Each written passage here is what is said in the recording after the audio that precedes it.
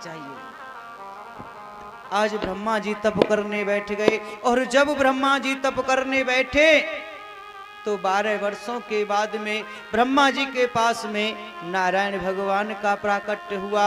बोलिए नारायण भगवान की जय जय श्री राधे। उन्होंने आदेश कर दिया, अरे ब्रह्मा जी आप ऐसा करो, सृष्टि की रचना करो।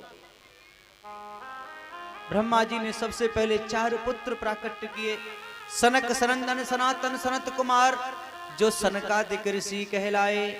और उसके बाद में ब्रह्मा जी ने सप्तऋषियों को प्राकट्य किया और उसके बाद में ब्रह्मा जी ने एक भुजा से स्वयंभू मनु महाराज और एक भुजा से महारानी शत्रुपा का प्राकट्य किया। स्वयंभू मनु और सतिरूपा तीन ते भई नर सृष्टि अनुपा। स्वयंभू मनु और सतिरूपा तीन ते भई नर सृष्टि अनुपा। स्वयंभू मनु और सतरूपा तीन ते भाई नर श्रेष्ठ अनुपा। मंगल भवन अमंगल हारी द्रवहु सुदशरथ अचिर बिहारी। मंगल भवन अमंगल हारी द्रवहु सुदशरथ अचिर बिहारी। स्वयंभू मनु और सतरूपा तीन ते भाई नर श्रेष्ठ अनुपा। आज स्वयंभू मनु महाराज और महारानी शत्रुपा का प्राकट्य हो गया।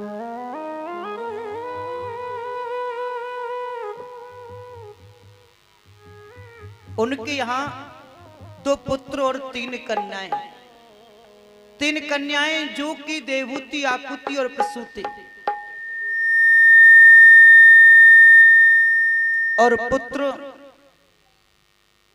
उत्तानपाद और प्रियव्रत। राजा उत्तानपाद के विषय में आप सभी जानते हैं, जिनके यहां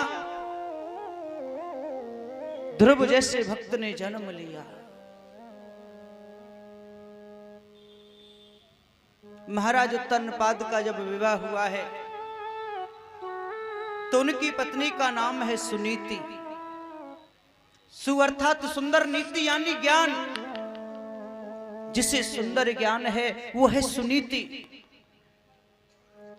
लेकिन महाराज के यहां कोई पुत्र नहीं है, तो सुनीति ने दूसरा विवाह हेतु महाराज से कहा। तो सुरुचि नाम से एक कन्या थी, उसका विवाह उत्तानपाद के साथ में हुआ। तो 2 विवाह उत्तानपाद के हुए, एक सुरुचि एक सुनीति। लेकिन प्रभु की कृपा ऐसी हुई कि दोनों को एक एक पुत्र हो गया। और जब दोनों को एक एक पुत्र हुआ तो अब तो पुत्र तो बच्चे हैं, बच्चे क्या दोष समझे और क्या समझे कि ये सर्प है या आग है। बच्चे को कोई सोच नहीं है, बच्चे तो बच्चे होते हैं। दोनों बच्चे के साथ खेलते हैं। धीरे धीरे बड़े हुए, दोनों बच्चे खेल रहे थे। तो उत्तानपाद महाराज बच्चों को खेलते देख करके उनके मध्य में चले गए। एकदा सुरुचि पुत्रो कामरूप्य लालियन उत्तम नाम रुच्छतम मां भयाद्याति बलि। एक दिन सुरुचि का पुत्र जिसका नाम है उत्तम, उसे महाराज उत्तानपाद ने उठाया और अपनी गोद में बिठा लिया। लेकिन यहां ध्रुव है, ध्रुव के मन में भी आया कि मैं भी पिताजी की गोद में बैठ जाऊं। क्योंकि सुरुचि का जो पुत्र था उसका नाम उत्तम है, और जो सुनीति का पुत्र है उसका नाम है ध्रुव। और आज ध्रुव पिताजी की गोद में बैठने को जैसे ही चला तो सुरुचि ने उस पुत्र का हाथ पकड़ लिया और बोली, अरे पुत्र, तो इस गोद में बैठने का अधिकारी नहीं है। क्यों? अरे पुत्र, तू नहीं जानता, जिस समय मेरा विवाह हुआ था ना, तो तेरी जो माँ है ना, मैंने उससे एक वचन लिया था। मैया, कैसो वचन लियो तैने? कहा वचन मांग लियो? मैंने वचन लिया था, अगर तुम्हारी जो संतान होगी उस संतान का हक राजन पर नहीं होगा।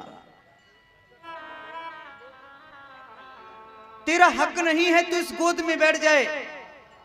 इस गोद में तो केवल मेरा पुत्र बैठ सकता है। मैया, मैं पिताजी की गोद में बैठना चाहूं, कैसे बैठूं? मोहित तो पिताजी की गोद में बैठना है।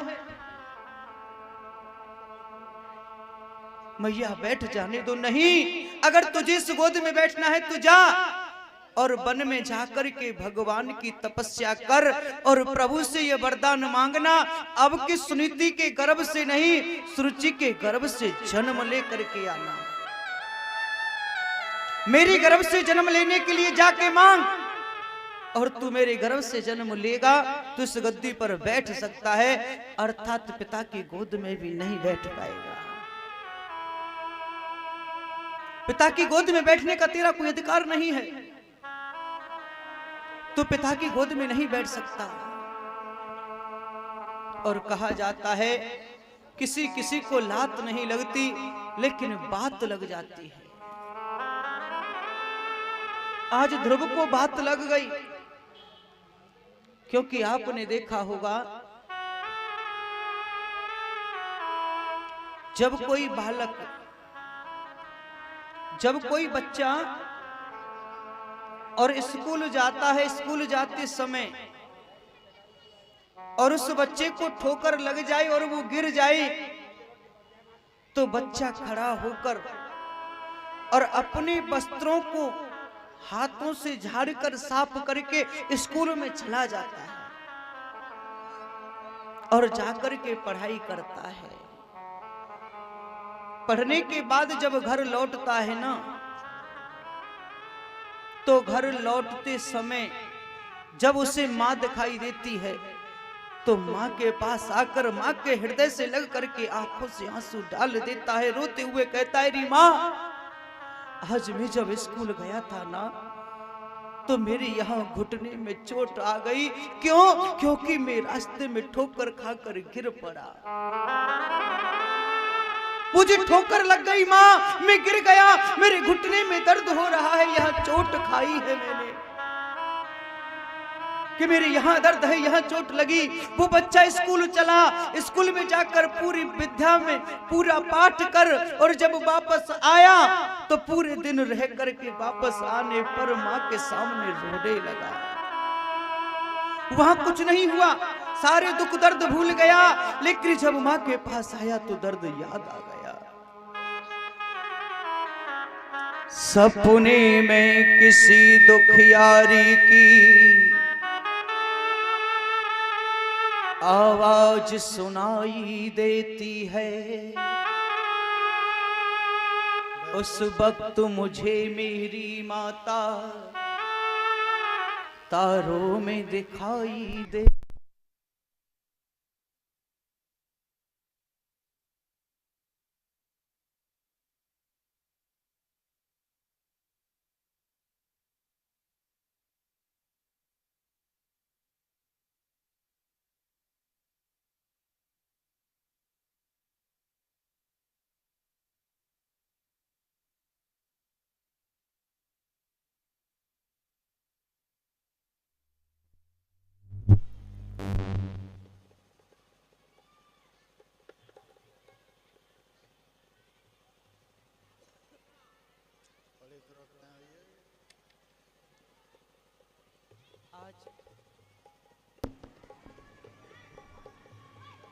आज ध्रुव भी मां के पास पहुंच गया। और ध्रुव माँ के पास पहुंचकर माँ से कहता है, री माँ, आज मौसी ने ना मुझसे कहा है कि मुझे पिता की गोद में बैठने की जब मेरी इच्छा हुई तो मुझे गोद में नहीं बैठने दिया। मुझसे कहा है तू वन चला जा, तू वन चला जा। माँ, मुझे वन जाना है, मुझे वन जाने की आज्ञा दे दे, मुझे वन जाने की आज्ञा दे दे माँ। एक बात ध्यान रखना, ध्रुव आज कह रहा है कि माँ मुझे वन जाना है, मुझे वन में जाने की आज्ञा दे दे, लेकिन यहाँ इस संसार में किसी का पुत्र जब सर्विस करने के लिए बाहर जाता है तो माँ से कहता है ना माँ मैं जा रहा हूं,